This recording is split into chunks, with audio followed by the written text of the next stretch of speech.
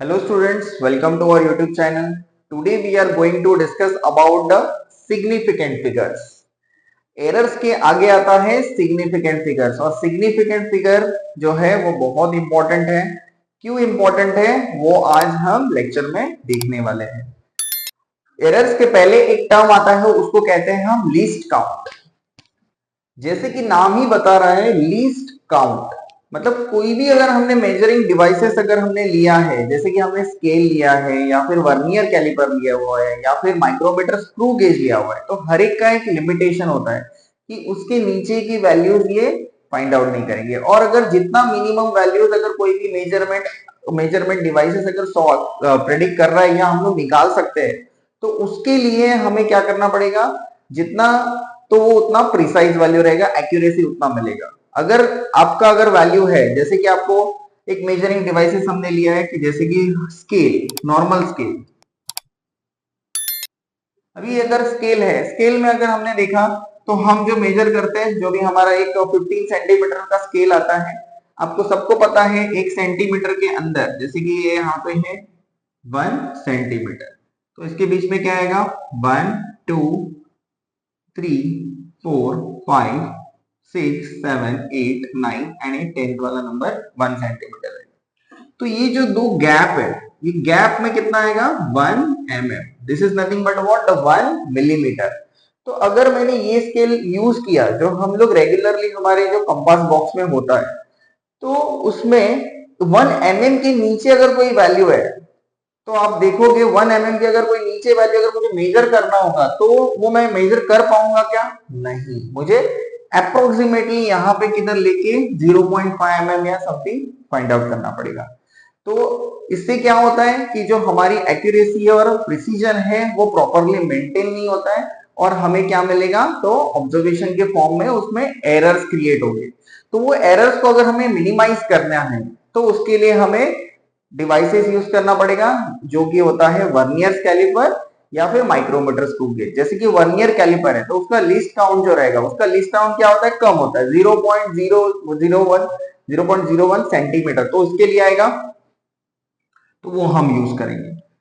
तो देखो, अगर मान लो मैंने एक वैल्यू कैलकुलेट किया है, जैसे कि ऑब्जेक्ट है, डिस्टेंस मैंने कुछ स्केल, इसका मेजरमेंट मुझे लेना है।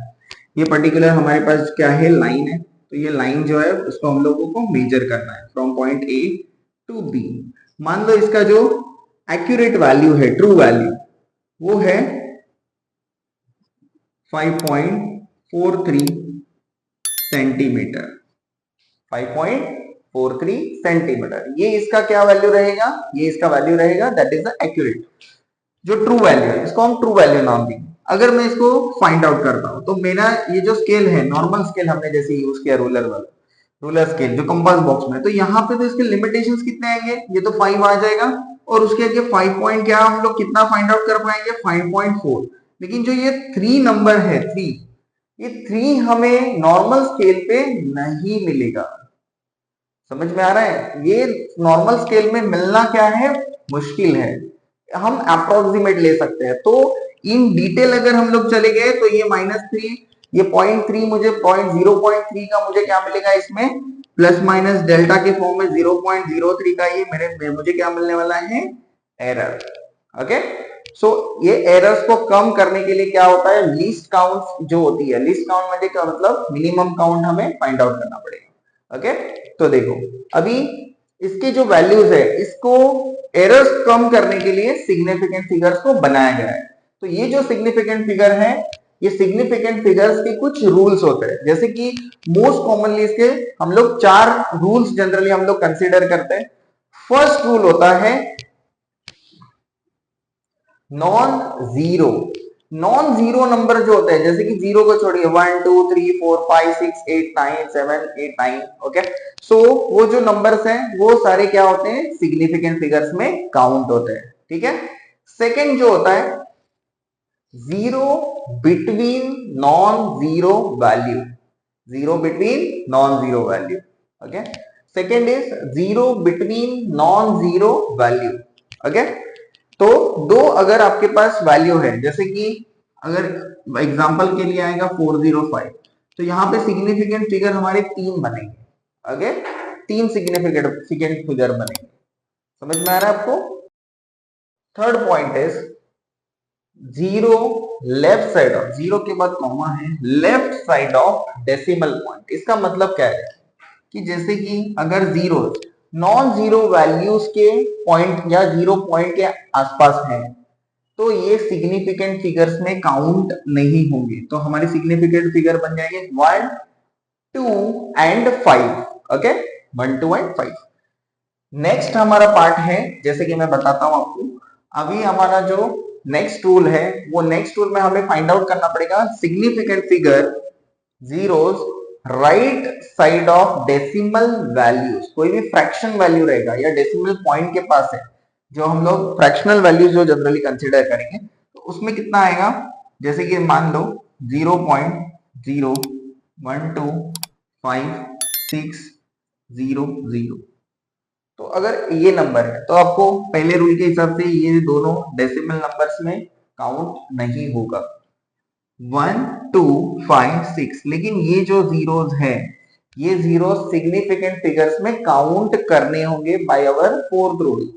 तो देखो 1, 2, 3, 4, 5 एंड 6, तो इसका सिग्निफिकेंट फिगर कितना हो जाएगा 6।